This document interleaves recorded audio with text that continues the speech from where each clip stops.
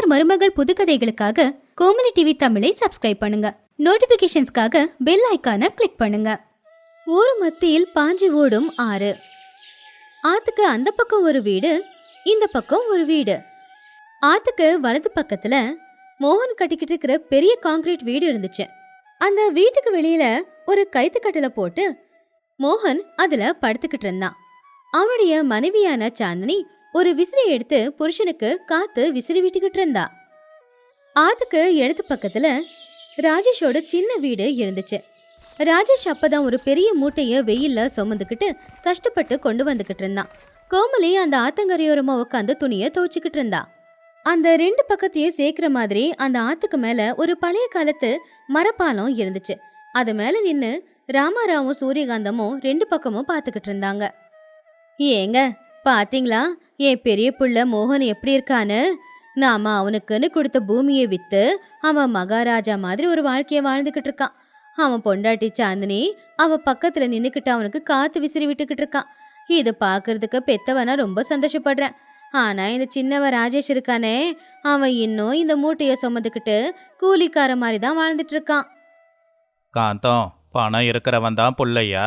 பணம் இல்லாதவன் புள்ள இல்லையா? மோகன் கிட்ட பணம் அதிகமா இருக்கு, ஆனா அதை விட அதிகமா அவன்கிட்ட சோம்பேறித்தனம் இருக்கு. அவனுக்கு கட்டில விட்டு எழுந்திரிக்க கூட ஒரு ஆளோட துணை தேவைப்படுது போல. ஆனா ராஜேஷ் அப்படி இல்லை. அவன்கிட்ட உடல் பலமும் இருக்கு, அறிவு பலமும் இருக்கு. அவன் ஒன்னும் சோம்பேறி கிடையாது. நீங்க எப்பவும் இப்படிதான் என் பெரிய புள்ளைய மட்டும் நல்லா குறை சொல்லிக்கிட்டே இருங்க. மோகனோட வீட்டுல ஆப்பிள் பழம் இருக்கு, ராஜேஷோட வீட்டுல என்ன இருக்கு? குடிக்கிறதுக்கு கூழ தவிர்த்து வேற எதுவும் இல்ல. நான் போய் என் பெரிய பிள்ளை வீட்டிலேயே இருந்துக்கிறேன். மோகன் அந்த பாலம் அவன் வீட்டு பக்கம் இருக்கிற இடத்துல ஒரு தடுப்பு போட்டு அங்க ஒரு போர்டையும் வச்சான். இந்த பக்கம் பணக்காரங்களுக்கு மட்டும்தான் என்ட்ரி, ஏழைங்களுக்கு என்ட்ரி இல்ல. அவங்க 500 ரூபாய் ஃபீஸ் கட்டி வரணும்னு போட்டிருந்தான். ஒரு நாள் பிறந்த வீட்டுக்கு வந்திருந்த சரஸ்வதி ராஜேஷோட வீட்டுல இருந்து மோகனோட வீட்டுக்கு போறதுக்காக பாலத்துக்கு மேல நடந்து வந்தா. அப்போ மோகன் உட்காந்த இடத்துல இருந்தே கத்தனா. ஏய், யாரங்க? போர்டு வச்சிருக்கிறேன், பார்த்தா தெரியலையா? இது மோகன் மகாராஜாவோட வீடு. இங்க உள்ள வந்து பார்க்கணும்னா 500 ரூபாய் கட்டணும். அண்ணா, இது நான் உன் தங்கச்சி சரஸ்வதி. நானே உனக்கு பணம் கட்டணுமா? நம்ம சின்ன வயசுல விளையாடிக்கிட்டு இருந்த வீடுடா அது. தங்கச்சி இருந்தா என்ன சரஸ்வதி, இங்க ரூலு எல்லாருக்கும் ஒண்ணுதான். ஏழைங்க எங்க பக்கம் வரக்கூடாதுன்றதுக்காக இந்த ரூல் போட்டிருக்கோம். உன்கிட்ட பணம் இல்லனா போய் அந்த ராஜேஷோட குடிசை வீட்டிலேயே படுத்து தூங்கு. அப்பதான் சூரியகாந்தம் வெளியில வந்தாங்க. மோகன் கிட்ட இருக்கிற வசதியால அவங்களால எதுவுமே சொல்ல முடியாம போச்சு. பாவம் சரஸ்வதி கண்ணுல கண்ணீரோட ராஜேஷோட வீட்டுக்கு போனா.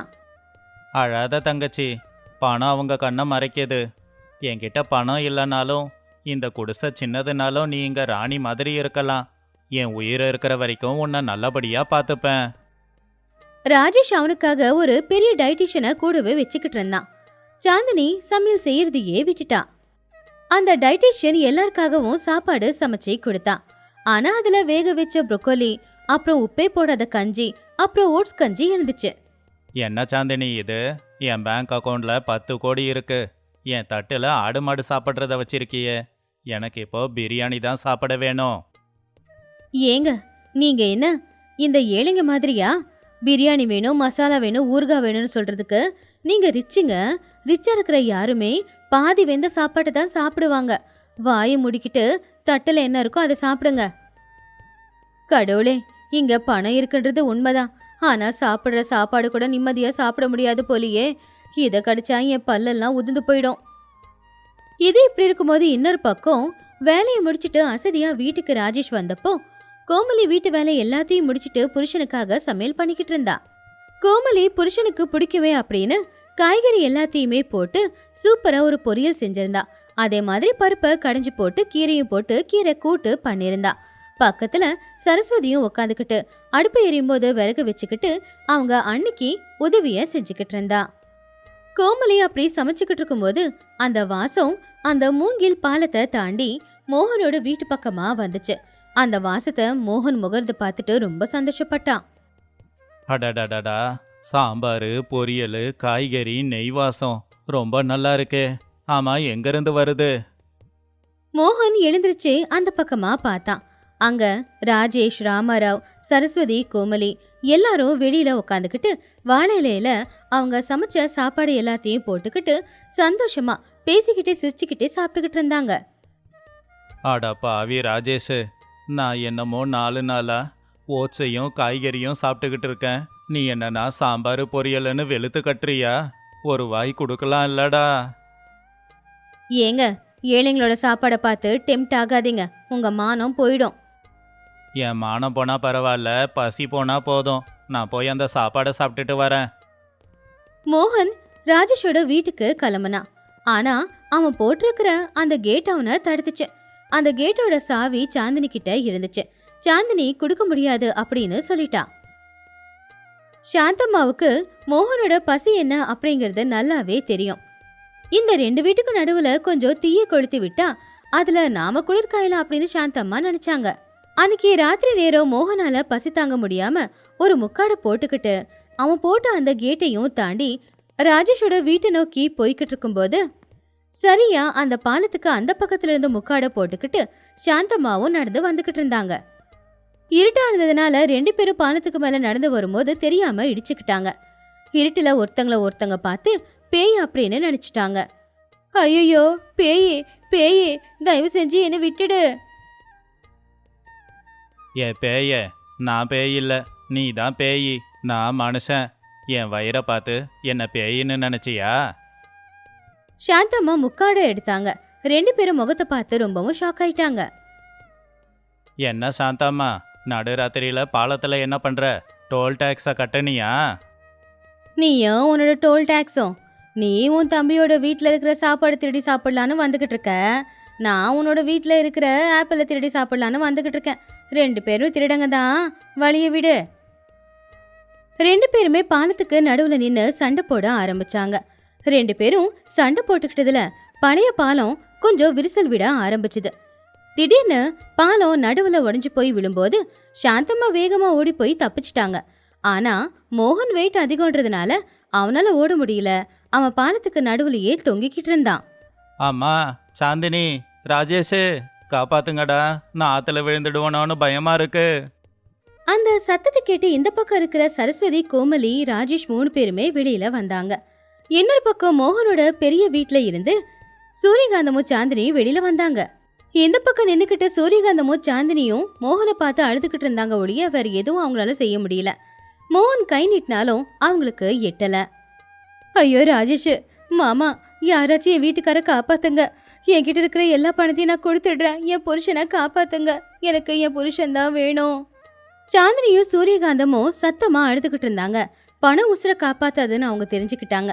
இன்னொரு பக்கம் நின்னுக்கிட்டு இருந்த ராஜேஷ் கொஞ்சம் கூட தயங்கவே இல்ல. கஷ்டப்பட்டு உழைக்கிற பலமான அவனுடைய உடம்போடு அவன் அந்த பாலத்தை நோக்கி போய்கிட்டு இருந்தான். அண்ணே, பயப்படாத, என் உயிர் போனாலும் பரவாயில்ல, உன்னை காப்பாத்துவேன், தைரியமா இரு. ராமாராவும் ராஜேஷ்க்கு உதவி செஞ்சாரு.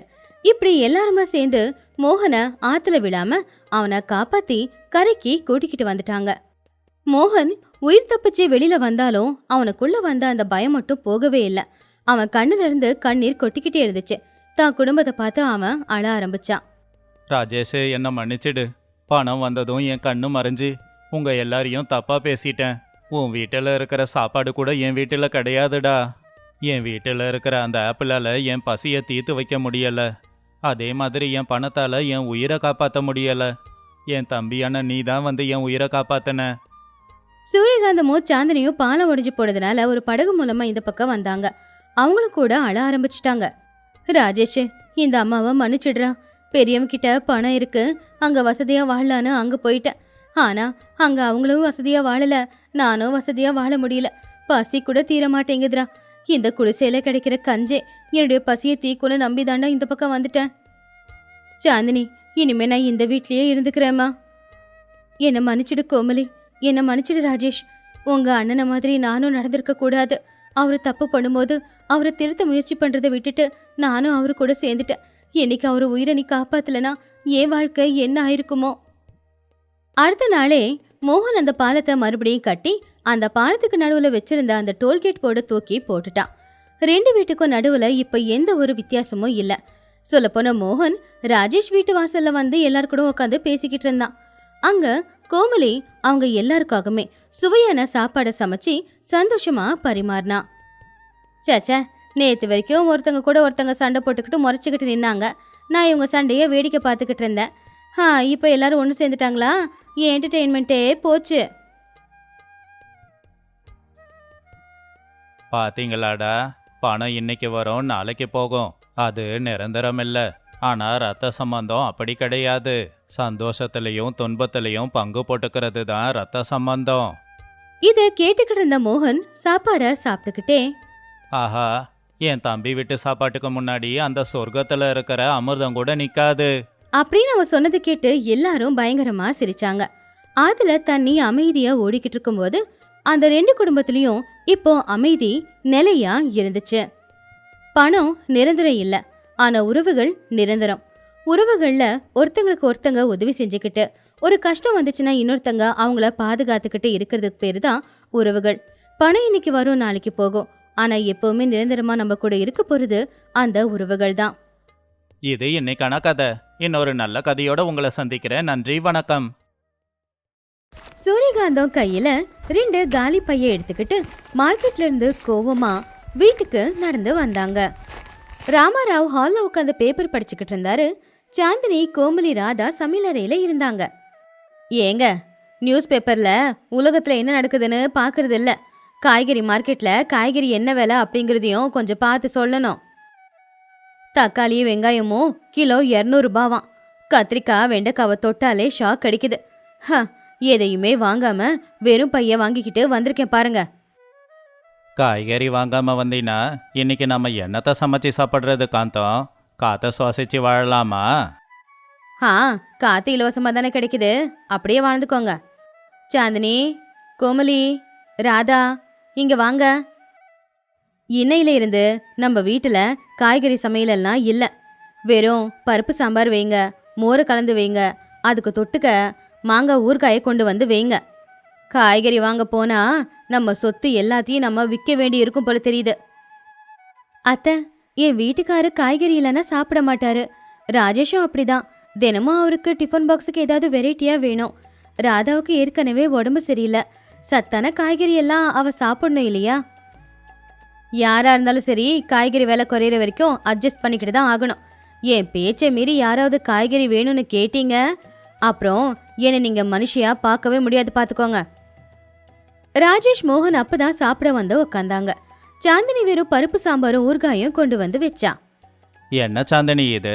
காலையிலயும் இதே பருப்பு குழம்பு, மதியமும் அதே பருப்பு குழம்பு, இப்ப ராத்திரிக்கும் அதே பருப்பு குழம்பு தானா? சரி, அதுல ஒரு முருங்கைக்காவோ கத்திரிக்காவோ இருக்கோன்னு பார்த்தா இல்ல. இதை எப்படி 3 வேளை சாப்பிட்றது? அண்ணே, நீயாவது இந்த பருப்பு குழம்பு சாப்பிட்ற? இன்னைக்கு ஆஃபீஸில் டிஃபன் பாக்ஸை ஓப்பன் பண்ணா அதில் வெறும் துவையல் அரைச்சி வச்சிருக்காங்க அம்மா. ஆஃபீஸ் கோழிகள்லாம் பார்த்து எப்படி சிரிக்கிறாங்க தெரியுமா? கொஞ்சம் அட்ஜஸ்ட் பண்ணிக்கோங்கடா. உங்கள் அம்மாவோட கஞ்சத்தனம் உச்சத்துக்கு வந்திருக்கு, வேற வழியும் இல்லையே. அப்பதான் பக்கத்து வீட்டு சாந்தம்மா அங்க வந்தா. என்ன சூரியகாந்தம், கேள்விப்பட்டேன் உன் வீட்டுல 2 நாளா காய்கறி எதுவுமே சமைக்கிறது இல்லையாமே. வீட்டுல 3 மருமகளுங்க இருக்காங்க, அவளுங்களுக்கு காய்கறி போட்டு குழம்பு செய்ய வரலன்னா அது ஆச்சரியம்தான். என் வீட்டுல பாரு, ஃப்ரிட்ஜ் நிறைய காய்கறி வாங்கி வச்சிருக்கேன். என்ன பண்றது, ஏழைங்கன்னா கஷ்டப்படத்தான் வேணும். என்னது ஏழைங்களா? ஏய் சாந்தம்மா, என்ன கிண்டலா? என் மருமகளுங்க நினைச்சா தங்க மாதிரி காய்கறிகளை வளர்ப்பாங்க. பார்த்துக்கிட்டே இரு, கொஞ்ச நாள்ல எங்க வீட்டுல எவ்வளவு காய்கறி எல்லாம் இருக்க போகுதுன்னு. அதை கேட்டு சாந்தம்மா கிண்டலா சிரிச்சுக்கிட்டு போனா. ஆனா சூரியகாந்தம் அவங்க சொன்ன வார்த்தைக்கு அவங்களே பயந்து போய் உக்காந்துட்டாங்க. சூரியகாந்தம் சொன்னதை சாந்தினி, கோமலி, ராதா 3 பேரும் கேட்டு அந்த வீட்டு மொட்டை மாடிக்கு போய் யோசிச்சுக்கிட்டு இருந்தாங்க. அவங்க வீட்டு மொட்டை மாடி ரொம்பவும் பெருசா இருந்துச்சு. அக்கா, அத்தை சாந்தம்மா கிட்ட நம்ம மேல இருக்கிற தைரியத்துல வாக்கு கொடுத்துட்டாங்க. இப்ப என்ன பண்றது? மார்க்கெட்ல காய்கறி விலையும் ரொம்ப அதிகமா தான் இருக்கு. அக்கா, நமக்கு தான் இவ்வளவு பெரிய மாடி இருக்குல்ல, நாம ஏன் இந்த மாடியில காய்கறி எல்லாம் வளர்க்க கூடாது? மாடி தோட்டம் எப்படி வளர்க்கறதுன்னு எனக்கு நல்லாவே தெரியும். கீழே இருந்து மண்ணை கொண்டு வந்து அதுல விதைகளை போட்டு காய்கறிகளை வளர்க்கலாம். இது நல்ல யோசனை தான்.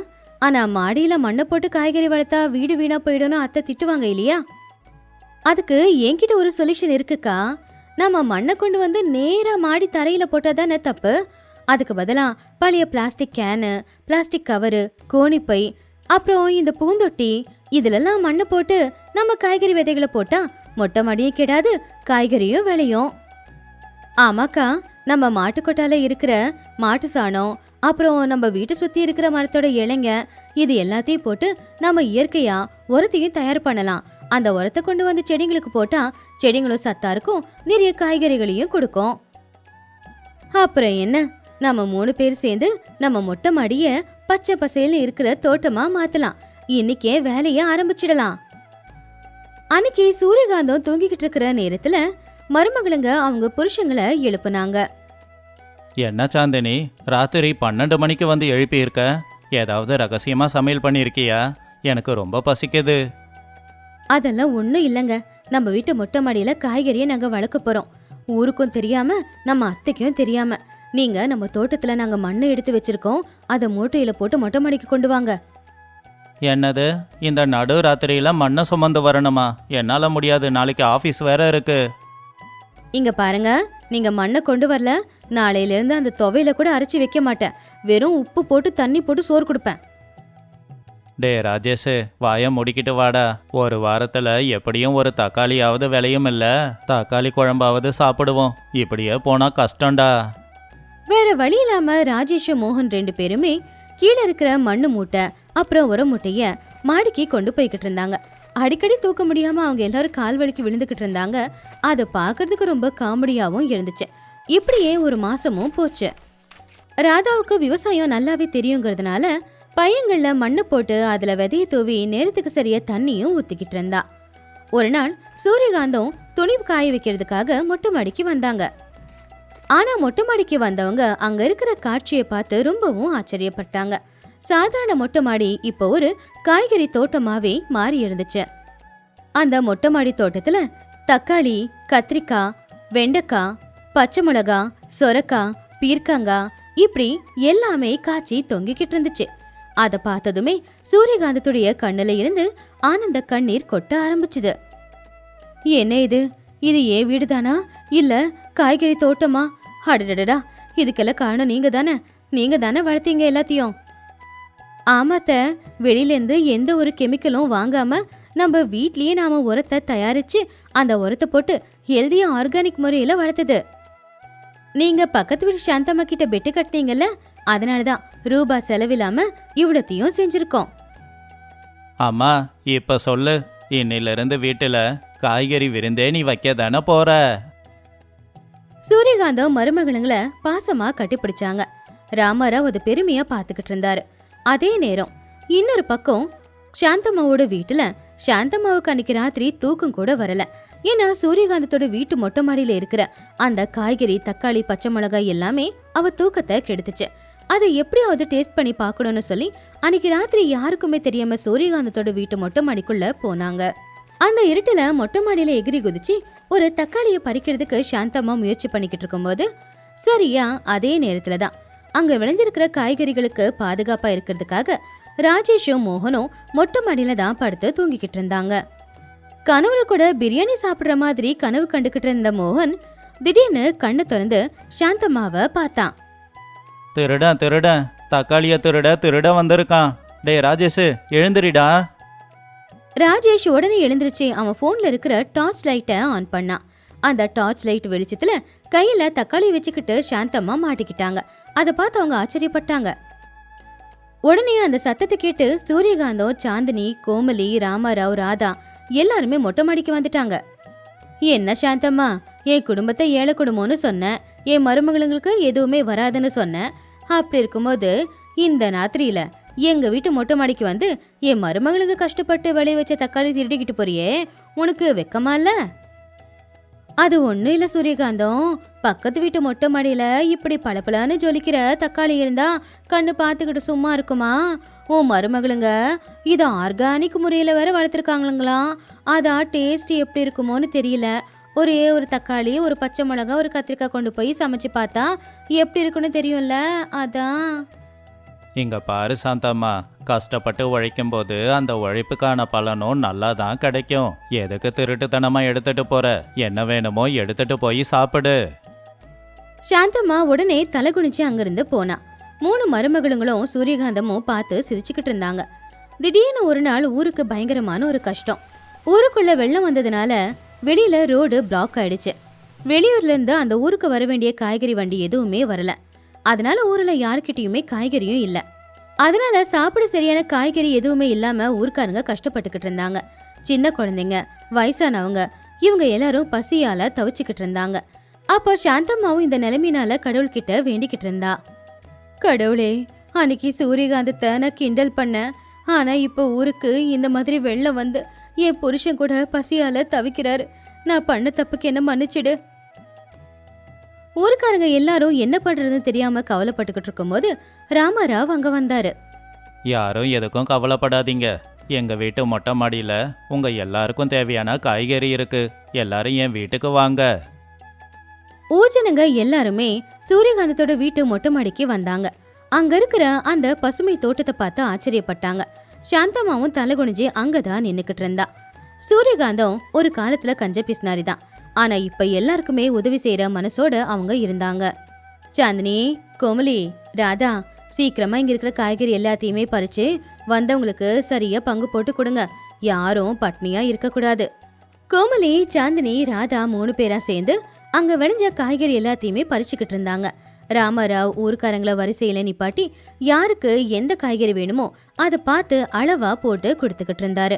அப்பதான் ராதா ஒரு வயசான பாட்டிக்கு காய்கறி கொடுத்துக்கிட்டு இருக்கும்போது, இதை எடுத்துட்டு போய் சாப்பிடுங்க பாட்டி. இந்த கீரை சாப்பிட்டா உங்க உடம்புக்கு ரொம்ப நல்லது. இதுல பாவக்காயும் கத்திரிக்காயும் இருக்கு. உங்களுக்கு எப்படி தோணுதோ அப்படி சமைச்சு சாப்பிடுங்க. இது எல்லாத்தையும் பார்த்துக்கிட்டு இருந்த சூரியகாந்த கண்ணுல இருந்து கண்ணீர் தான் வந்துச்சு. ஒரு காலத்துல காய்கறி வாங்க முடியாம காலி பைய வீட்டுக்கு எடுத்துட்டு வந்த சூரியகாந்தம் இப்போ ஆயிரக்கணக்கான மதிப்பு இருக்கிற அந்த காய்கறிகளை எல்லாருக்கும் இலவசமா கொடுக்கறது அவங்களுக்கு சந்தோஷமா இருந்துச்சு. பூஜனங்க சூரியகாந்தத்தோட குடும்பத்தை கடவுள் மாதிரி பார்க்க ஆரம்பிச்சாங்க.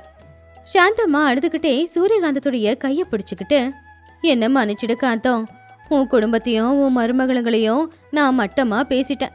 ஆனா உங்க குடும்பம் தான் இன்னைக்கு ஊர்ல இருக்கிற அத்தனை பேரோட பசிய தீக்குது.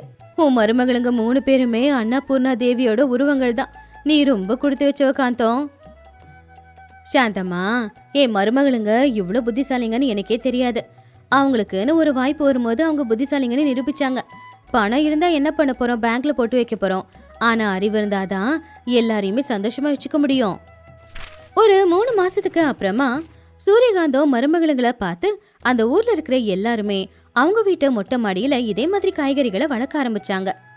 இப்ப அந்த ஊரை மேல இருந்து பார்த்தா அது பில்டிங் மாதிரி தெரியாது, ஒரு பெரிய தோட்டம் மாதிரி தான் தெரியும். இது எல்லாத்தையும் பார்த்த கவர்மெண்ட் அதிகாரிங்க வந்து சூரியகாந்தத்துடைய குடும்பத்துக்கு ஒரு பெரிய அவார்டை கொடுத்தாங்க. சூரியகாந்தம் அந்த அவார்டை எடுத்துட்டு போய் அவங்க 3 மருமகளுங்களுக்கு கொடுத்தாங்க. இந்த அவார்டு வாங்குறதுக்கு தகுதியானவங்க உண்மையிலேயே ஏன் மருமகளுங்க தான். ஒரு காலத்துல இவளுங்களை ஏழை பொண்ணுங்கன்னு நானே கிண்டல் பண்ணிருக்கேன். ஆனா என் மருமகளுங்க 3 பேருமே புத்திசாலி பொண்ணுங்க. அம்மா, அந்த அவார்டை உரமா வச்சுட்டு வா. சாந்தினி பீர்க்கங்காய் கடையிலும் உருளைக்கிழங்கு பொரியலும் தக்காளி தொக்கும் செஞ்சிருக்கா. என்னால பொறுக்க முடியல, நான் போறேன். அண்ணா, மொத்தத்தையும் நீயே சாப்பிட்டுடாத, எனக்காகவும் கொஞ்சம் மிச்சம் வையே. அது கேட்டு அங்கிருந்தவங்க எல்லாரும் சத்தமா சிரிச்சாங்க. கொஞ்சம் அறிவும் கஷ்டப்படுற குணமும் இருந்தா முடியாது அப்படிங்கிற விஷயத்த கூட நம்மளால முடிச்சு காட்ட முடியும். நம்மளால முடியும் அப்படிங்கிற தைரியம் ஒன்று இருந்தா போதும். இது இன்னைக்கான கதை. இன்னொரு நல்ல கதையோட உங்களை சந்திக்கிற வரைக்கும் நன்றி, வணக்கம்.